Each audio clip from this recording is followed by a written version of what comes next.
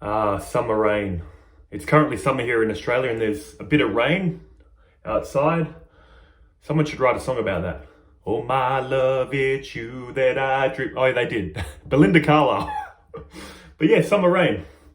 Nice. But you're not here to hear about that.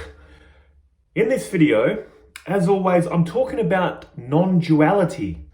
But in this one, guys, I'm going to tell you, to the right person listening to this, stop all this non-duality for now. It can mess with your head. This is how I view non-duality. Spirituality is like a cake and non-duality is the icing. We're trying to make the icing before the cake. Why? Because we hear all this oneness, it's the ultimate teaching, and what do we do as humans naturally? We want the best. We want to know the real thing, the ultimate. That's like saying, I want to know calculus, this arithmetic, algebra, blah. Calculus is the real thing. Let's go straight there. You can't. You need to start from the bottom, from the foundation, and work your way up. And you're not missing anything along the way. You're learning mathematics. If you're into mathematics, it's enjoyable. Cool, I'm learning arithmetic. Cool, I'm learning algebra. Cool, I'm learning calculus. To truly benefit from non-duality, you need to love spirituality. You need to love the spiritual lifestyle. And every step is enjoyable. I came into non-duality. Ultimately, I grew up a Christian, Jehovah's Witness style Christian. A lot of controversy, but I grew up with a faith in a God, which I eventually said, I don't believe in this. I'm a nihilist. Did the whole nihilism thing, got very negative, depressed, found Buddhism. I'm like, wow, I like this. It looks very peaceful. Guys sitting around, Buddha meditating, loved it. Got into Buddhism. I got into Buddhism, and this is where spiritual practice came in, which I'm going to mention in this video, talk a bit about. Heavily focused on mindfulness, meditation. And I was doing all these meditations, mindfulness, lucid dreaming. Now, lucid dreaming is in Tibetan Buddhism. That's the kind of branch I got into. And what gave me motivation? To do a lot of meditation, basically for the lucid dreaming. The more you meditate, the more lucid dreams are going to naturally occur, just as a quick side note. Because quickly what meditation is doing is pulling you into the moment, making you more aware, which carries over into the dream state. But that'll be a whole other video if I ever make one on lucid dreaming. But in any case, I started off with the seeds of God in me because I grew up in a religion. Then I went to Buddhism. Then I heard all this stuff about who is the one, who is the witness, who is aware of all this neo-Advaita talk. I'm like, that's interesting. Because what they're basically saying is, it's true, I'm aware of this person sitting to meditate. I'm aware of this person having a good meditation session. I'm aware of this person having a bad meditation session. This intrigued me. I'm like, yes, whatever I am is knowing this person trying to do spiritual practice, which eventually led me to Neo-Advaita, then Traditional Advaita. The only reason I'm mentioning all this is I had a firm foundation in religion and spiritual practice before I got into Neo-Advaita and Advaita. I'm only saying this because if you have had no spiritual or religious background and go straight into Neo-Advaita, this is where it can mess with your head. You're getting some high knowledge, but without the framework, the foundation. And in this video, it's not going to be about Neo-Advaita or Advaita. It's going to be about spiritual practice. Like I mentioned at the start, you need to love spiritual life. And it shouldn't be a chore. The more you do this, the more you want to do it. Initially, it's like meditation. Oh, it's too hard. It's boring. But eventually, you'll grow accustomed to it and you'll love it. And here are the benefits of it all. Spiritual or not, here are the benefits of this spiritual lifestyle. If you're a harsh skeptic for whatever reason, or you don't like the word spiritual or religious. First and foremost, what is Meditation 101, by the way? What do they always tell you? Focus on the breath. Focus on breathing in, breathing out, breathing in, breathing out. You can focus your attention here or at your stomach, Why are they getting you to do this? To develop concentration. Concentration, especially in this day and age, is such an asset.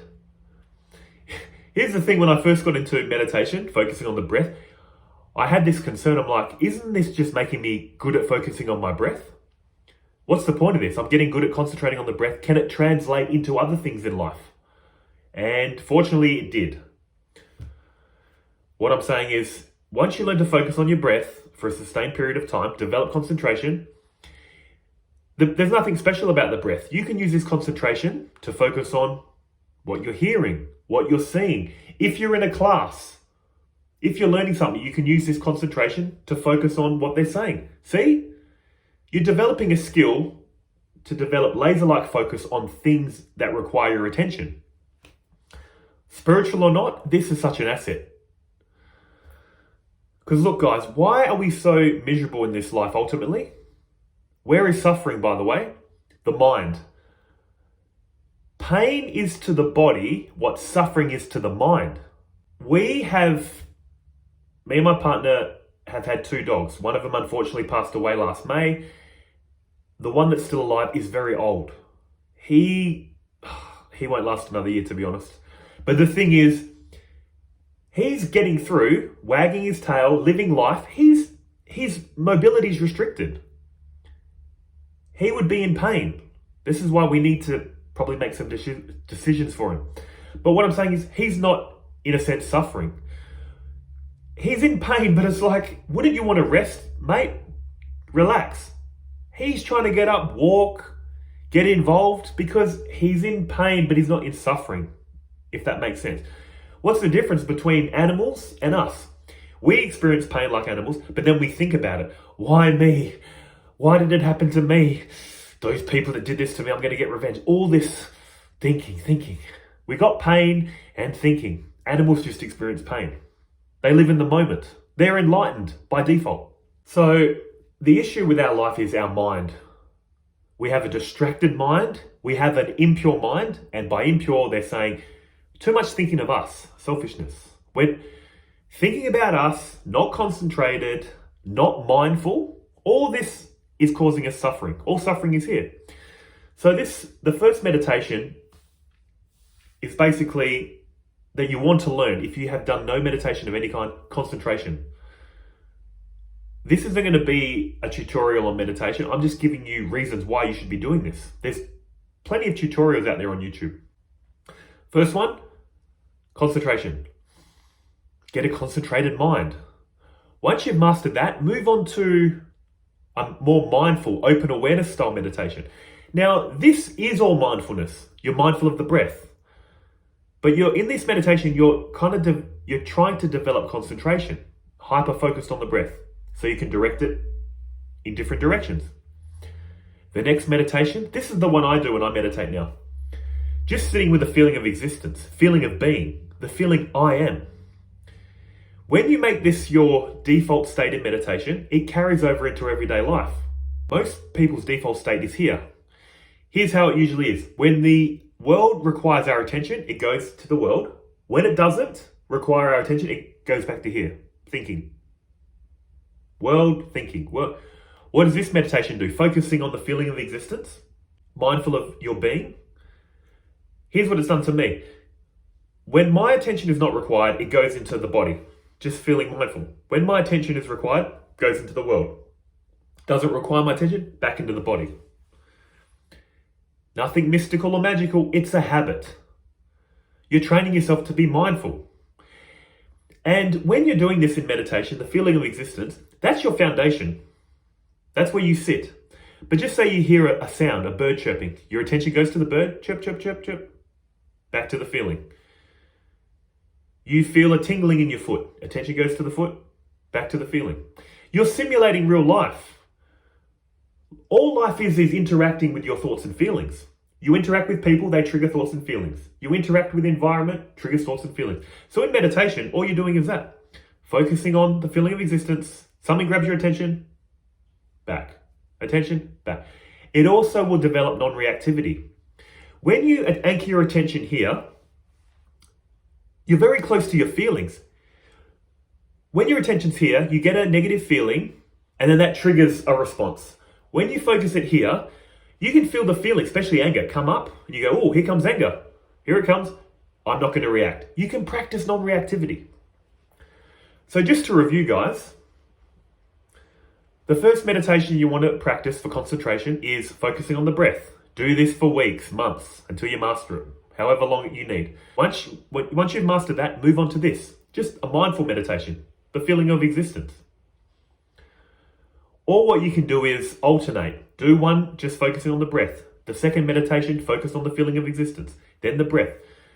Develop concentration and mindfulness. You don't need Advaita for this. These practices are making this person calm, stable, concentrated. This will do so much for your well-being and happiness. The next thing to work on, once you've done this, and by the way, all this can be done together. You don't have to do it in steps. The next thing, karma yoga. If you've never heard that phrase, you might be like, I'm busy. I don't have time to do anything else. You're telling me to meditate. Now you want me to do some yoga? Karma yoga, no more effort required. It's just a flip in mindset. How do we usually go through life? I'm getting things done for me, for my happiness. Karma yoga is flipping it. I'm getting things done as a service to, you can say God, if you don't like God word, if you don't like God language, service to life, service to others. You're flipping your mindset into doing things for me and mine to others. It's a devotional mindset, a service mindset, like I said, to God or just to reality in general. I'm just going to quickly mention some Advaita just to show you how I reconcile all this in my life. Advaita is showing you there is the one fundamental source appearing as many. So at the fundamental level, myself and the self of all are one and the same. But on the level of appearance, what's greater? This one person or 8 billion others? This one person or billions and trillions of bugs and plants and animals? On the level of appearance, I'm nothing. Fundamental level, it's all the one self. Level of appearance, I'm just a small part of a bigger whole. Why am I mentioning this? Is because at the level of appearance, this small self should devote to the bigger self. Why would this give you peace? Because then you'd be in alignment with reality, with nature. Look at everything else in life. The sun freely sacrifices its light and heat. Rain clouds sacrifice its rain. Plants and trees sacrifice its fruits, vegetables, fruits. Everything in life is giving. I've never seen a rain cloud cross its rain cloud arms and go, why should I rain? What's in it for me? Or the sun going dark going, why? I give so much, why should I give? Everything in life is giving, serving. So when you start this, when you get into the service mindset, devotional mindset to God or this reality in general, it's going to make you feel so much better because you're in alignment with reality. You're not cutting yourself off. You're in the flow. So again, let's review. Develop concentration. Develop mindfulness, which will develop non-reactivity too. Develop an attitude of service. Going with the flow of life. Another one, optional, free will. This is a big topic. I'll devote other videos just to this topic. But basically, look, you can realize you don't ultimately have free will. And that's another big freedom. When you can just relax and go, life is living life. I appear to be getting things done. I feel like I have free will. So why not use this free will that I feel like I have to freely serve, freely meditate, freely be non-reactive. But that's a big topic, free will. So the whole point of this video, guys, is I have not ultimately brought in the teachings of Advaita at any point.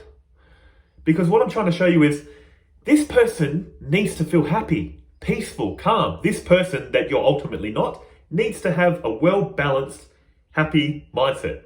Calm, concentrated, mindset of service. Then you can stop there. You can live the rest of your life like this. But if you're so inclined, then get into non-duality. Then start really getting into all the details of how is this one appearing as many? When you do this at the end, instead of at the beginning, you're already in alignment with oneness. You're thinking in alignment with oneness. You're acting in alignment with oneness. This knowledge, once you clearly see it, is like the icing on the cake. And everything falls into place. That's all I'm saying. But again, I like to stress, you don't need non-dual knowledge. If you're happy as this person with all the things I've mentioned, just stop there. You're not missing out on anything. This whole spiritual project isn't it to just end our suffering. If it's ended it for you, that's it. You don't have to do anything else. But for me, what did non-duality give me? The why. I used to always say, yeah, I get it. Be good. Do this. But why should I? Now that I've realized oneness, it's so clear to me now. It gives me the why. This reality is, the fabric of me and this reality are one. Every person is me appearing in another form. So if that other form is me in another form, how would I want to be treated? The golden rule of Christianity, treat others how you want to be treated. I want to be treated with respect, understanding, compassion. So I do it to them. It just gives you the why. Well, personally, it just gave me the why. But to get into non-duality, guys, you need to love the spiritual lifestyle. And when you love the spiritual lifestyle, by the way, just say, you're dead and that's the end. You've lived, you're dead, gone. This gives you so much happiness, meaning, inner peace, while this temporary life is coming and going.